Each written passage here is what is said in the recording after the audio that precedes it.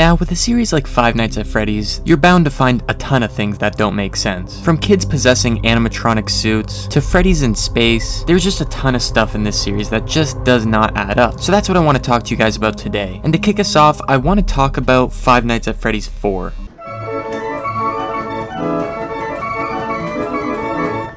Now, this game is good. One of the scariest in the series, I've gotta say, but the lore of this game just doesn't add up. Tons of the hints from this game that were given really contradict prior and follow-up lore. Fnaf 4 was just a jumbled mess, but one of the main things that really doesn't make too much sense to me is how the crying child is able to see the Fnaf 1 animatronics. Now, we all know that the crying child lives next to a Freddy Fazbear's Pizzeria, presumably owned by his father. However, this pizzeria is more rudimentary. It's one of the first Fredbear family diners and only has a golden Freddy and Bonnie suit in it. And it seems like this would be the pizzeria that the kid's most likely going to always see, right? So why does he have nightmares of Freddy, Bonnie, Chica, and Foxy? Those aren't even in his location. I guess it can be said that maybe he had seen another location and those were the ones that stuck with him. Or there is the other side of that standpoint where people think that Afton actually created these animatronics to scare his son, so that's why it would make sense. But regardless, you'd think it would make more sense to only use Golden Freddy or Golden Bonnie animatronics to scare the kid, right?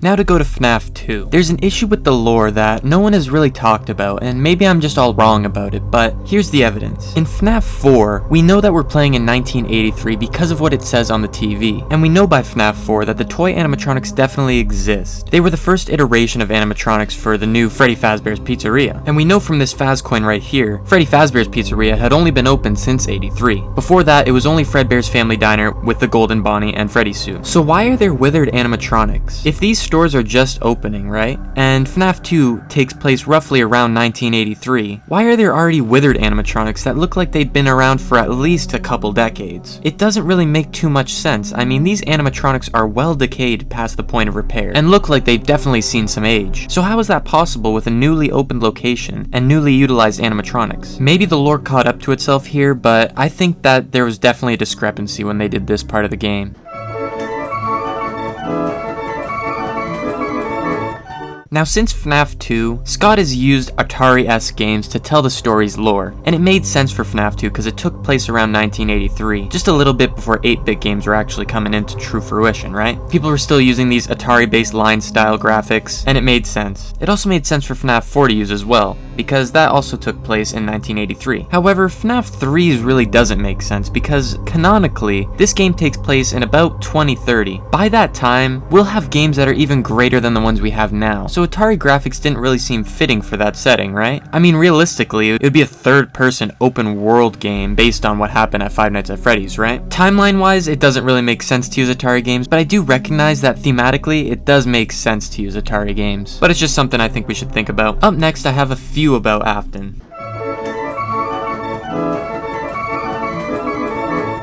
Up next, I want to talk about Afton himself. Now, obviously, if you've been keeping up with the series, you know what happened to Afton. He got stuck in the suit and has to live the rest of his life in it. But if you take away the suit in the model viewer, you'll actually be able to see the contents inside that suit. Mr. Afton himself. It's a pretty horrifying model if I'm being honest, but there's a few things that just stick out a little bit to me. First off, I see his head and maybe his chest, but where did the rest of his body go? How did it fit? I mean, from the 8-bit minigame and from what we know, Afton was trapped by spring locks, not by an endosuit that tried to cram in there with him at the same time. So what's with all these different mechanisms? The crossbars in the hips, the plates in the arms, it leaves no room for any person to get into the animatronic. So I don't understand why that's all present in this model. I guess you can use the point that Afton's body has decayed, but why does it still exist around his feet? That to me is a little crazy. I mean, you'd think like his body might fully be rinsed out of the suit from the chest down, but why did his feet stay in the suit? Although the model is horrifying, it also doesn't really make much sense with what we know about the game. And another thing about Afton that really doesn't make sense is when he goes from Springtrap to Scraptrap to Burntrap. Each iteration looks significantly different in shape,